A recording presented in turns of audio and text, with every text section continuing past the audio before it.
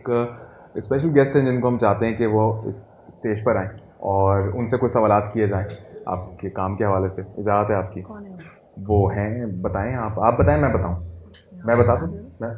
एक है शख्सियत जनाब जो पाकिस्तान में ना सिनेमा को ज़िंदा रखने की कोशिश कर रहे हैं, इंटेलेक्चुअल फिल्म बना रहे हैं, कोशिश कर रहे हैं कि मासेस से हट के भी काम हो, थोड़ा सा लोगों का जहन खुले, वो सवाल करें ये कहानी कहाँ से आई है, ये क्या दिखाना चाह रहे हैं। फिल्म के एंड पे वो एक प्रोवोकिंग क्वेश्चन छोड़ के जाएं। तो आई डोंट थिंक कि मैं नाम भी लेना मुझे चाहिए। उनका काम, उनकी पर्सनैलिटी की, उनकी जो महारत है और जो उनका असासा है उसकी खुद ब खुद जामिन है और उसका जिक्र करती है, चीख चीख के बोलती है। जनाब सरमद सुल्तान खुसर, प्लीज़ ज्वाइन करें हमें sir, please.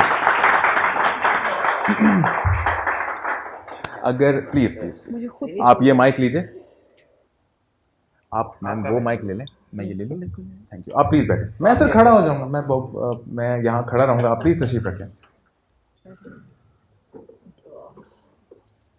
So thank you so much. ना आप कोच डाल देते हैं और बोल बना देते हैं मेरी फिल्म। नहीं सर, हिप कर देते हैं, yo and hip director of modern era. लोगों को वो बड़ी तफरीक और फासला लगने लग जाता है, लोग कहते हैं आर्ट फिल्म बनाते हैं, तो आर्ट होती है। जैसी भी हो, बिल्कुल आर्ट होती है। तो जनाब प्लीज सरमद सुल्तान खुसर हमारे साथ हैं। Huge round of applause for both of these amazing artist and I guess सबसे पहले शुमाइला के साथ जो दोस्ती और तारुफ और ताल्लुक़ जो है वो बहुत पुराना है।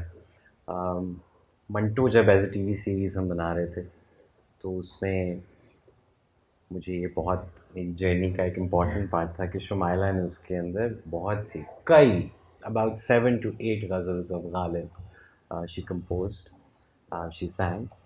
मैडम नूर जहाँ का मुंडिया स्याल कूटिया जो फिल्म के अंदर वर्जन था वो शुमाइला ने गाया। एंड अनफॉर्चुनेटली फिल्म वर्जन में हम नहीं यूज़ कर सके बहुत सी ऑडियो। सो मुझे तब से बस एक मलंग याद है, एक बहुत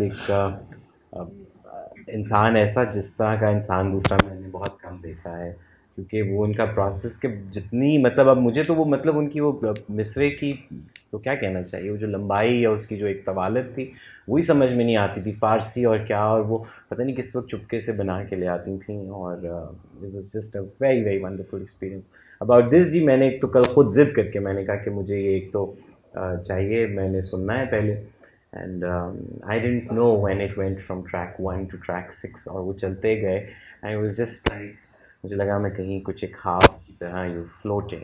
and I think it's a very brave album considering कि जब आप बिल्कुल आपको किसी चीज़ के अंदर इंग्रेडिएंट्स भर के कुछ बनाना जो है वो एक अप्रोच मुझे लगता है everybody just wants to do a lot these days, just that restraint कि मुझे बस इतना ही करना है। और उसके पीछे कितनी बड़ी जर्नी होती है एक फ़नकार की, I think it's very evident. And कभी डायरेक्शन में एक्टर्स को बातचीत करते हुए समझाने की मैं कोशिश करता हूँ, it's a very fancy thing to say, but I do know कि उसका कहीं मुझे दिल में मतलब बहुत पक्का पता है।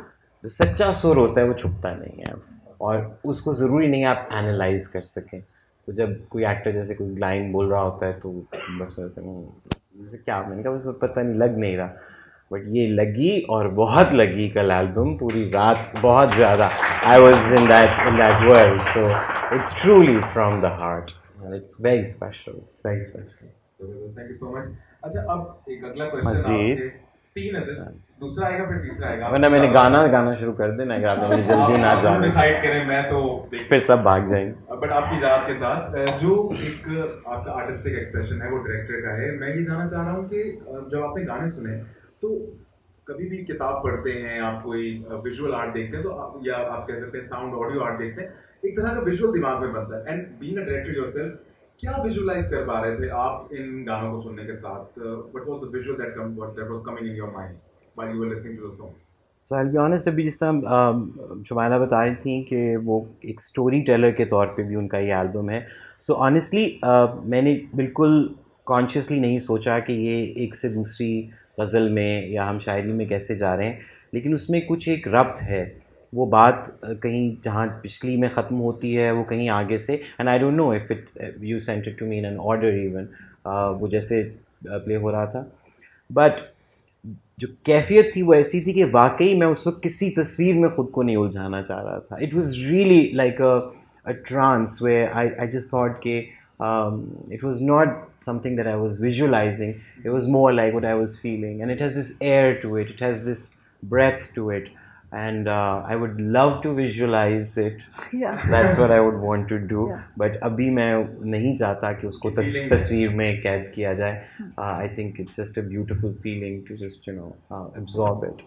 Perfect. And the very last question मैं आपसे पूछूंगा वो ये कि आपने मंटो का भी जिक्र किया. मंटो में आपने काम भी किया शुमाइर अहमद हुसैन के साथ. सो उस वक्त से लेकर अभी तक करीब 9 से 10 साल हो चुके हैं.